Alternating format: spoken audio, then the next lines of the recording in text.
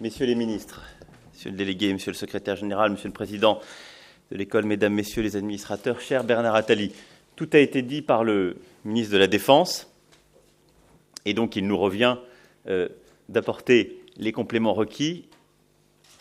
On doit toujours tirer les conséquences des rapports Attali.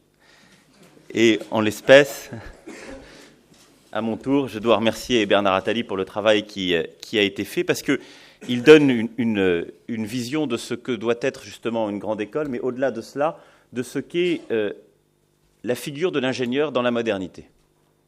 Et je crois qu'au-delà de tous les sujets de chapelle, de toutes les sensibilités parfaitement légitimes qu'il peut y avoir, c'est ça la question qui est posée. C'est comment la figure de l'ingénieur qui a permis justement à la France de réussir, eh bien, peut et doit se transfigurer pour se donner tous les moyens de conduire notre pays plus avant. Et alors même que nous ne sommes plus dans une économie de rattrapage, mais de l'innovation de rupture, il nous faut repenser, dans une mondialisation qui va plus vite, ça a été rappelé par le ministre de la Défense à l'instant, qui est plus ouverte, plus transdisciplinaire, nos modes même de fonctionnement. Et dans ce cadre, c'est d'ailleurs la question qui m'est posée, et l'objet principal de ma présence, au-delà du plaisir et de l'honneur qui est le mien d'être à vos côtés aujourd'hui, c'est celui justement de savoir comment l'ensemble des écoles d'ingénieurs, et en particulier celles qui sont sous mon autorité, peuvent mieux travailler avec précisément l'IX d'une part, mais au sein de l'université Paris-Saclay d'autre part. Parce que les enjeux d'hier ne sont pas ceux d'aujourd'hui. Nous sommes, je disais, en pleine transformation économique. Il y a cette révolution numérique qui est à l'œuvre avec le développement des nanotechnologies, du big data, etc., qui appelle un renouvellement profond de nos manières d'innover. Il y a un marché de la formation d'ingénieurs qui est devenu mondial, ça a été très bien rappelé à l'instant par le ministre, où vos concurrents sont désormais non plus d'autres acteurs français, mais les formations d'ingénieurs de Stanford, de Cambridge, de Zurich ou de Delhi, quand ce n'est pas Shanghai. Et une conviction que nous partageons et qui est celle du président de la République comme du Premier ministre, c'est que pour rester des acteurs du progrès, il ne faut pas forcément que les ingénieurs changent ou évoluent, mais qu'ils parviennent à être, d'une part, les héritiers d'une formation, j'y reviendrai, d'autre part, les promoteurs de l'innovation, et enfin, des femmes et des hommes d'action au cœur, justement, de ce site d'excellence mondiale que nous voulons tous et toutes, qui est celui de l'université Paris-Saclay. Parce que la clé de cette réussite, c'est que les écoles constituent un pôle d'excellence qui fonctionne avec l'université et que les ingénieurs, qui sont cet exemple que je viens d'évoquer et qui ont ce rôle fondamental, puissent travailler de mieux en mieux avec les docteurs et les chercheurs qui sont sur ces pôles. Et je crois qu'un univers ne doit pas exclure l'autre, et de plus en plus, nos entreprises auront besoin de l'ensemble de cette excellence de formation et de ce qu'elle présente justement de complémentarité. Alors, les héritiers d'une formation, d'abord, et je veux ici vraiment saluer le travail préparatif qui a été fait par Jacques Biot, ses équipes, comme par l'association de l'IX. La mission de nos écoles d'ingénieurs, c'est de fournir les compétences qui serviront demain l'intérêt général économique. Alors, je pourrais ici citer de nombreuses grandes figures de l'économie française passées par nos établissements, notamment ceux des différentes écoles qui sont sous la tutelle de mon ministère. Et cette formation, elle doit rester de haut niveau, c'est la priorité des priorités. D'abord avec une ambition qualitative, celle des écoles d'ingénieurs, qui est de former les meilleurs, encore et toujours. Et vous savez parfaitement le faire. Je viens de faire référence à de nombreux grands dirigeants économiques, mais l'excellence académique, reconnue internationalement au travers des médailles Fields ou des prix Nobel, quelles qu'en soient les disciplines, le montre aussi. Et 2 polytechniciens sur 3 Nobel reçus par la France dans l'économie suffisent à en témoigner. Nous pouvons aller encore plus loin, et c'est ce que vient de démontrer Jean-Yves Le Drian, en portant une réforme ambitieuse pour diversifier notamment les enseignements à Polytechnique. Et je crois à cet égard à l'importance de proposer des cursus croisés. Permettre à un ingénieur télécom de prendre des cours à l'agro pour monter plus tard une start-up proposant des solutions numériques pour l'agroalimentaire, cela doit être possible. Permettre à un ingénieur de pouvoir bénéficier d'une formation justement de doctorants, de travaux de recherche fondamentale, c'est une nécessité. La transformation économique que nous sommes en train de vivre, elle abat les frontières disciplinaires. Elle modifie profondément les modes d'organisation. Et c'est ce défi que nous devons relever en bénéficiant de toutes les synergies qui sont ici à l'œuvre. Il est aussi important de renforcer les liens avec l'université en ouvrant des passerelles à des formations sélectives de deuxième cycle de l'université Paris-Saclay. Le projet, en effet, s'inscrit dans la dynamique du plateau de Saclay, c'est-à-dire avec l'université qui en fait partie intégrante et en aucun cas en opposition avec elle.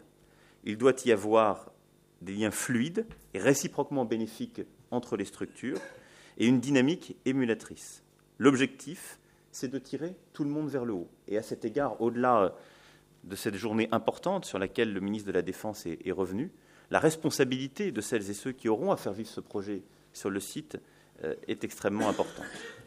Il y a aussi une ambition quantitative qui est d'atteindre une masse critique pour rivaliser avec vos vrais concurrents. Chez nous et sous votre contrôle, le total des promotions d'ingénieurs, moins de 3 000 par an, et encore l'X présente parmi les plus gros effectifs de nos écoles d'ingénieurs français, le nombre est capital. Le ministre de la Défense vient d'annoncer plusieurs mesures qui vont en ce sens. Et je pense qu'à cet égard, il est important que, pour l'ensemble de nos grandes écoles d'ingénieurs, nous puissions atteindre la masse critique qui nous permette, d'une part, de garder les talents sur le sol français et d'en former un maximum, c'est-à-dire d'ouvrir les portes, ce qui ne correspond pas à un objectif de nivellement par le bas. Je crois que ça a été bien rappelé, je viens ici de le redire en insistant sur la qualité des formations, d'élargir l'accès à l'excellence, ce qui, là aussi, ne correspond pas à une volonté de proposer des formations au rabais, mais nos écoles sont très sélectives, elles forment des promotions de quelques centaines d'étudiants, mais elles pourraient être ouvertes à d'autres. Et je crois d'ailleurs qu'à cet égard, en passant de 14 élèves en 1950 à 350 environ aujourd'hui, l'ENSAE a gagné en nombre et pourtant elle n'a rien perdu de son excellence. Et au final, malgré leur très haut niveau, les écoles d'ingénieurs françaises restent trop éclatées pour peser contre la concurrence mondialisée. C'est pourquoi il faut que nous puissions œuvrer afin de constituer cette masse critique. D'autre part, c'est un élément clé pour accroître votre attractivité et vous internationaliser, pour attirer les jeunes talents étrangers, pour faire venir les professeurs du monde entier sur un même site, et pour également œuvrer au rayonnement de, justement, ce pôle d'excellence. Il y a pour cela un seul moyen, qui est de s'unir derrière une même bannière.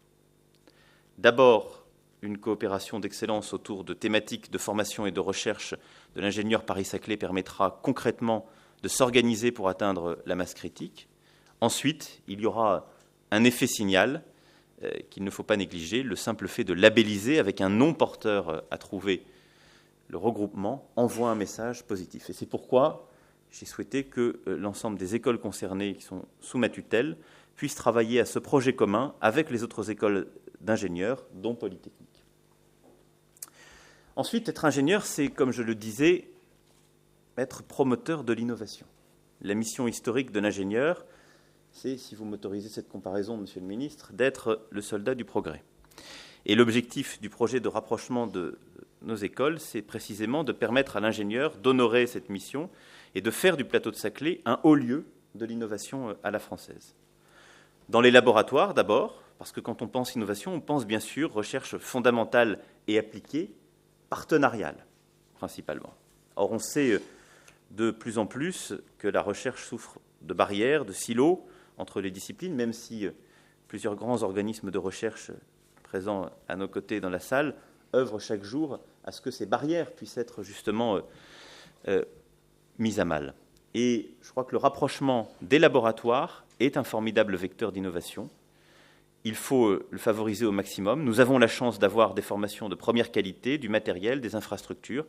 Et à cet égard, la réussite du pôle de Paris-Saclay en matière de recherche et d'excellence de recherche est une condition de la réussite de l'ensemble des composantes.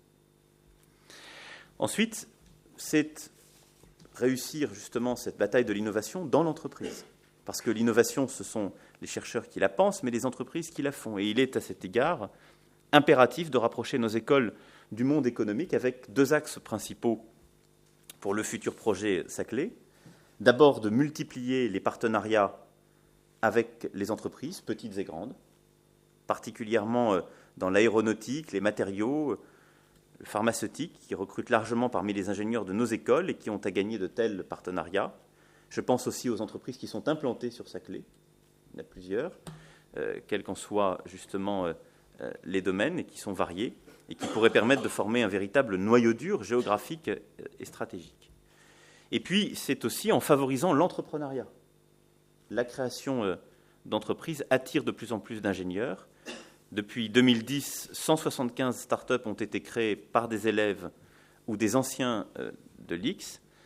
Et pour accélérer, il faut développer l'accompagnement personnalisé et les incubateurs. Nos écoles ont commencé.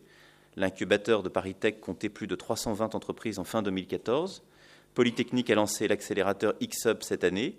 Il faut aussi faciliter l'accès au financement. Et là encore, unir les forces en présence et pourquoi pas mutualiser les moyens pour être en mesure d'apporter les financements massifs requis par les jeunes pousses pour se projeter très vite à l'international. Le tout doit être fait au service justement de cette transformation de notre paysage industriel et des solutions d'avenir. Parce qu'au croisement de la recherche fondamentale et du monde de l'entreprise émergent les solutions industrielles de demain. C'est de vous que viendront les outils qui sont au cœur de la nouvelle France industrielle et de l'industrie du futur, qui structurent la stratégie de réindustrialisation que nous conduisons.